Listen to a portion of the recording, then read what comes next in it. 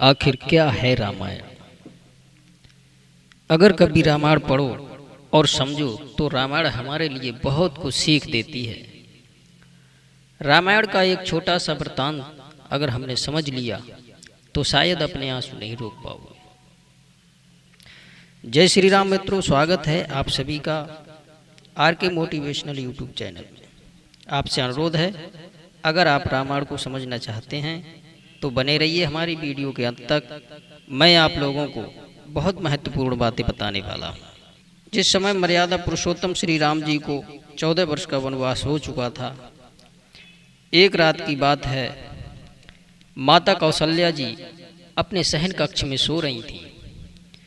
अचानक अपने महल की छत पर किसी के चलने की आहट सुनाई दी। उन्होंने छत पर जाकर देखा तो उनकी सबसे छोटी बहू शत्रुघ्न जी की पत्नी श्रुतकीर्ति थी। माता कौशल्या ने उन्हें अपने पास बुलाया। श्रुतकीर्ति जी आईं, उनके चरणों में प्रणाम किया और चुपचाप खड़ी हो गईं। माता कौशल्या ने पूछा, श्रुति, इतनी रात को अकेली छत पर क्या कर रही हो? बेटी, क्या नींद नहीं आ रही है? शत्रुघ्न कहाँ है? श्रुतकीर्ति की आंखें भर आईं और माँ की छाती से चिपटी उनकी गोदी में सिमट गईं। बोली, माँ। उन्हें देखे तो बरसें गुजर गईं। जो ये शब्द माता कौशल्या ने सुने, उनका हृदय कांप कर छटपटा गया। माता ने तुरंत सेवकों को बुलाया और अपनी पालकी तैयार कराई और शत्रुघ्न की खोज करने चल पड़ी। दोस्तों, मालूम है शत्रुघ्न जी कहाँ मिले? अयोध्या के जिस दरवाजे के बाहर भरत जी नंदीग्राम में तपस्वी होकर रहते हैं, उसी दरवाजे के भीतर एक पत्थर की शिला थी। उसी शिला पर अपने हाथ का तकिया बनाकर सो रहे थे। माता कौशल्या उनके सिरहाने बैठ गईं, उनके बालों में हाथ फिराया। शत्रुघ्न जी ने आंखें खोली और अपनी माँ के चरणों में गिर पड़े और कहा, माँ, तुमने क्यों कष्ट किया? मुझे बुलवा लिया होता।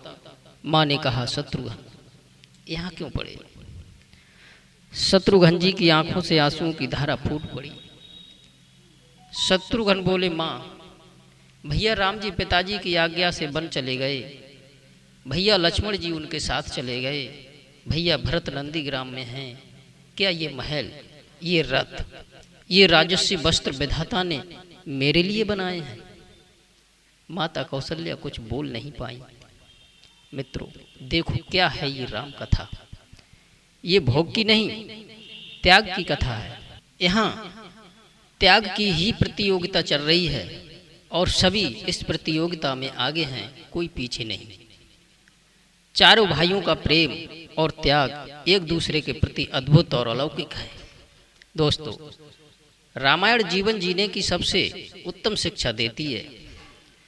भगवान राम को 14 वर्ष का वनवास हुआ तो उनकी पत्नी सीता ने सहज वनवास स्वीकार कर लिया, परंतु बचपन से ही बड़े भाई की सेवा में रहने वाले लक्ष्मण जी कैसे राम जी से दूर रह पाते? लक्ष्मण जी ने भी अपनी माता सुमित्रा से तो आज्ञा ले ली बन जाने की, लेकिन जब पत्नी उर्मिला के कक्ष की ओर बढ़ रहे थे तो सोच रहे थे कि माँ ने तो आज्ञा दे दी, परंतु उर्मिला को कैसे समझाऊंगा? यह सोचकर विचार करके लक्ष्मण जी जैसे ही अपने कक्ष की ओर बढ़े तो देखा उनकी पत्नी उर्मिला जी आरती का थाल लेकर खड़ी थी और बोली, आप मेरी चिंता ना करें, प्रभु श्री राम की सेवा में वन को जाओ, मैं आपको नहीं रोकूंगी। मेरे कारण आपको सेवा में कोई बाधा ना आए, इसलिए मैं साथ जाने की जिद भी नहीं करूंगी। दोस्तों, लक्ष्मण जी को कहने में संकोच हो रहा था, परंतु उनके कहने से पहले ही उर्मिला ने उनके मन की बात जान ली। वास्तव में यही पत्नी का धर्म है। जो पति संकोच में पड़े, उससे पहले ही पत्नी उसके मन की बात जानकर उसे संकोच से बाहर कर दे, वही एक पतिव्रता स्त्री है। सज्जनों, लक्ष्मण जी तो राम के साथ 14 वर्षों के लिए वन चले गए, परंतु 14 वर्षों तक उर्मिला ने एक तपस्विनी की भांति कठोर तप किया। वन में प्रभु श्री राम माता सीता की सेवा में लक्ष्मण जी 14 वर्ष सोए नहीं थे, परंतु उर्मिला ने भी अपने महलों के द्वार कभी बंद नहीं किए और सारी रात जाग जाग करके उस दीपक की लौ को बुझने नहीं दिया। उधर जब मेघनाथ से युद्ध में लक्ष्मण जी को शक्ति लगी और हनुमान जी संजीवनी बूटी का पर्वत लेकर के अयोध्या के ऊपर से गुजर रहे थे, तो भरत ने उन्हें राक्षस समझकर उनके बाण मारा और वे नीचे गिर गए। तब हनुमान जी भरत को सारा वृतांत सुनाते हैं। माता सीता को लंका का रावण हर ले गया है और लक्ष्मण जी को शक्ति लग गई है जो मूर्छित पड़े हैं।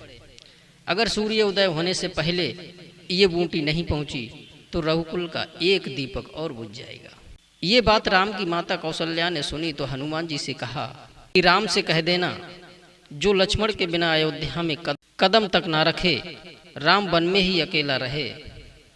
कौशल्या के मुंह से ये शब्द लक्ष्मण की माता सुमित्रा सुनती हैं तो कहने लगी। सुमित्रा जी कहती हैं, नहीं नहीं हनुमान जी, तुम राम से कहना कि वो चिंता ना करे, अभी मेरा एक पुत्र और है, मैं राम की सेवा के लिए शत्रुघ्न को भेज दूंगी। राम की सेवा के लिए ही तो मेरे दोनों पुत्रों का जन्म हुआ है। इस तरह माताओं का त्याग देखकर हनुमान जी की आंखों से अश्रुधारा बहने लगी। दोस्तों, अयोध्या में राम राज्य की स्थापना की नींव जनक की पुत्रियां ही थीं, कभी सीता तो कभी उर्मिला। राम ने तो केवल राम राज्य का कलश स्थापित किया था, परंतु वास्तव में राम राज्य इन सब के प्रेम, त्याग, समर्पण और बलिदान से ही आया। सज्जनों, जिस मनुष्य में प्रेम, त्याग, समर्पण की भावना हो, उस मनुष्य में राम ही तो बसते हैं। दोस्तों, यदि हमारी वीडियो पसंद आई हो तो लाइक और शेयर अवश्य करें, चैनल को सब्सक्राइब करें। आप सभी दर्शकों का बहुत बहुत धन्यवाद। जय श्री राम।